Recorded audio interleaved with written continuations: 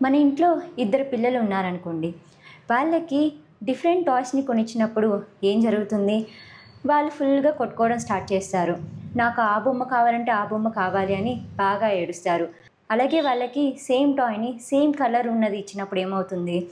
నా దగ్గర ఉన్నదే కదా! తన దగ్గర కూడా ఉంది అని ఇద్దరు సైలెంట్ అవుతారు. అలాగే మన జీవితంలో కూడా మనం ఎప్పుడూ మన జీవితాన్ని పక్కన వాళ్ళతో కంపేర్ చేసుకుంటూ ఉంటాం. నా జీవితం కంటే అతని జీవితమే గొప్పగా ఉందని అసూయ పడతాం. ఒక రకంగా చూస్తే మనం కూడా ఆ చిన్నపిల్లలలాగానే మన జీవితం అనే ఈ ప్రయాణంలో ఎన్నో యుద్ధాలు చేస్తూ ఉంటాం. మనం ఎప్పుడైతే ఈ ఆత్మ జ్ఞానాన్ని తెలుసుకుంటామో, మనలో ఉన్న ఆత్మనే అందరిలోనూ ఉంది అని అర్థమవుతుందో, అప్పుడు మనలో దయాగుణం పెరుగుతుంది. అసూయ అనేది తగ్గుతుంది. అహంకారం తగ్గుతుంది.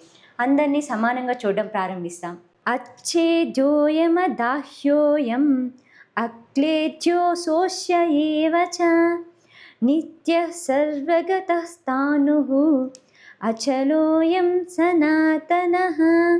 ఈ ఆత్మను ఎవరు కోయలేరు, కాల్చలేరు, తడపలేరు మరియు ఎండబెట్టలేరు. మరియు ఇది నిత్యమైనది, సర్వవ్యాపకం, అలాగే స్థిరంగా ఉండేది. ఇది సనాతనమైనది అని కృష్ణుడు చెప్తున్నాడు. ఎలా చిన్నపిల్లలకు సేమ్ టాయ్ ఇస్తే వాళ్ళు కామ్ అయ్యారో, అలాగే మన జీవితంలో కూడా ఆత్మజ్ఞానం ఎప్పుడు వస్తుందో అప్పుడు మన జీవితం కూడా చాలా కామ్ అవుతుంది. ఈ ఆత్మజ్ఞానం పొందే అవకాశం అందరికీ ఉండదండి. మన చుట్టూ ఎన్నో రకాల ప్రాణులు ఉన్నాయి. క్రిమికీటకాలు, పశుపక్షాదులు అన్నీ ఉన్నాయి. కానీ వాటన్నిటికీ ఎప్పుడు కూడా నేను ఎవరు అనే ప్రశ్న అనేది తలెత్తదు కదా. ఎందుకంటే వాటికి అంత అవేర్నెస్ లేదు. కేవలం మనిషికి మాత్రమే హై అవేర్నెస్ ఉంది.